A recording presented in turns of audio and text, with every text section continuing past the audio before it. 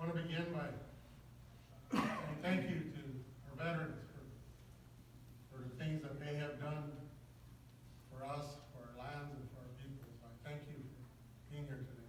I want to welcome everybody. Welcome Paris Sweeney here today to our homelands. This is a base of the sacred Black Hills. What is sacred to our people, to our way of life. We welcome you. You know, I want to begin by saying, why does the government come on their agenda? When are they going to come for our agenda? We have devastation of our infrastructure, roads. We have a road on Cheyenne River, been closed since May 26th. Still closed. Nobody cares. Nobody comes to help us. Yankton, having disastrous flooding down there. Nobody's helping them. I stopped there over a month ago and I looked at what's going on. The people are in need.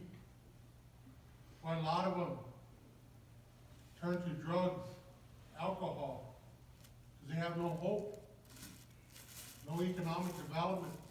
Every time we try to do something as Indian people, as nations, the government shuts us down. Even today, how can a white lady dictate how people do business on our reservations? I thought that boss farmer days were over back in 1910. But yet the BIA still controls and keeps our people down. And if we're going to honor our treaties, let's honor them. Article 16, 1868 Fort Laramie Treaty says, before any white man can come through or reside on our lands, they must get consent of Indians. When is that going to happen?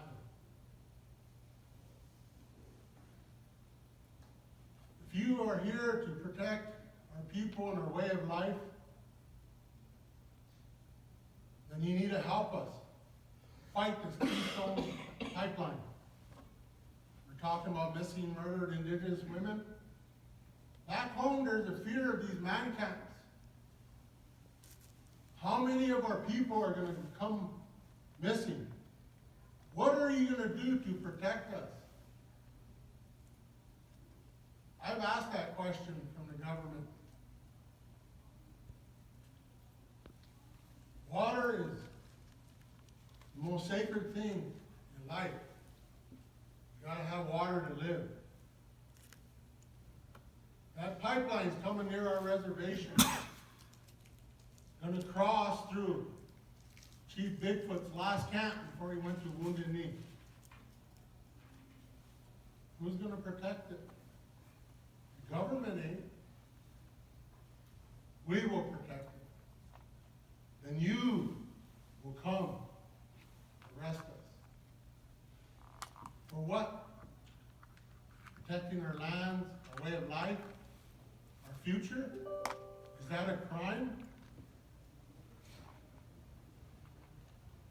You know, we have a tribal member that's been missing since I believe 1993.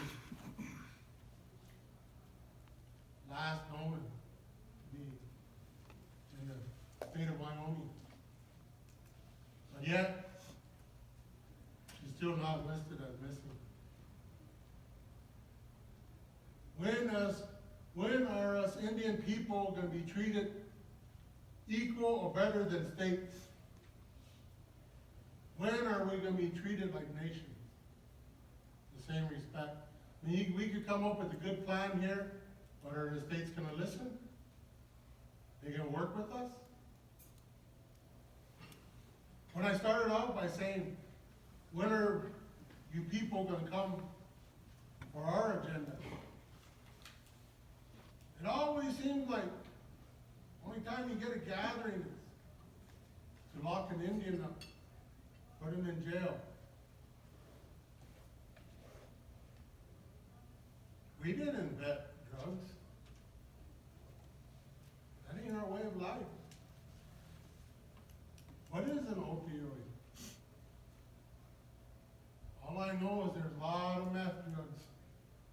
And yet there's nothing I see anywhere about fighting meth. When are we going to get more money for law enforcement? When are we going to get more money for our courts? When is that going to happen?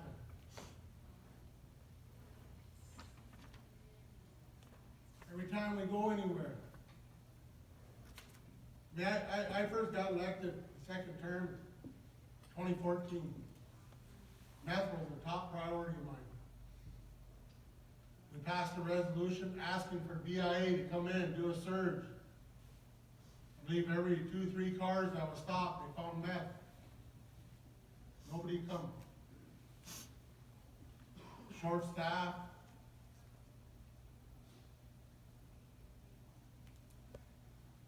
I met with Mr. Addington, I met with, I can't remember that guy before you. But them guys never helped. Instead they come in, do reviews on our police department, saying we're not up to par, saying our background checks are no good. You know, that's not right. So I hope that something good comes out of here. More funding. My first term as chairman, 2002 through 2006, we received $120,000 for prosecutor. Same amount for a public defender. I was out of office for 8 years. I come back and still at $120,000. How are we going to increase that? Our courts, we get $700,000 for our courts. $85,000 for ICWA. And I'll tell you one thing, I do know the government has money. I will find that law enforcement money. Millions of dollars sitting in Washington. I know for a fact. But yet it never comes down to us Indian people. So that has to change. That has to be one of the things we discussed today is the funding. How do we get more money? Because we're fortunate in our region. We still have reservations. We still have land. We still have a way of life. We have courts. We need money to be better. How can we have economic development when we have no money for courts, no money for police protection? Nobody wants to come into Sioux country and invest.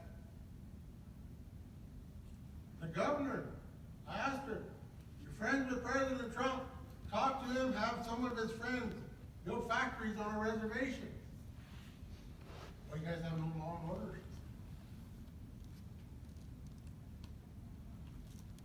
I asked Zinke when he was secretary, same thing. Oh, we can't come in because you guys change too often. I mean, bottom line is, we're just at the end of the pole. Like I said before, we're in the back of that bus. We own that bus. We were here first. We should be driving it. But yet, as Indian people, I tell you one thing, up at that depot, I learned one thing I'll never forget. As Indian, we have no rights in this country. None. No rights to protect us from the federal government or the state governments. Indian Civil Rights Act only protects us from tribal governments. How come I can't take the BIA to tribal court?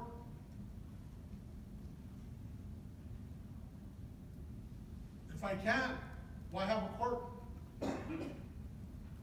You either treat us and honor our sovereignty or get rid of us. I'm getting older and I'm tired of games. That's why I feel like it's just a game. You incompetent Indians, your kids. This is what's best for you. Like I said, I thought them days were over back in the early 1900s. They still exist today.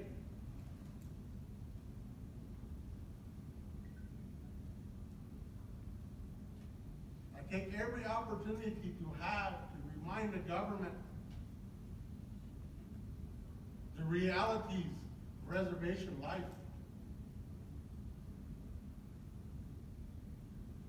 Our education system is bad.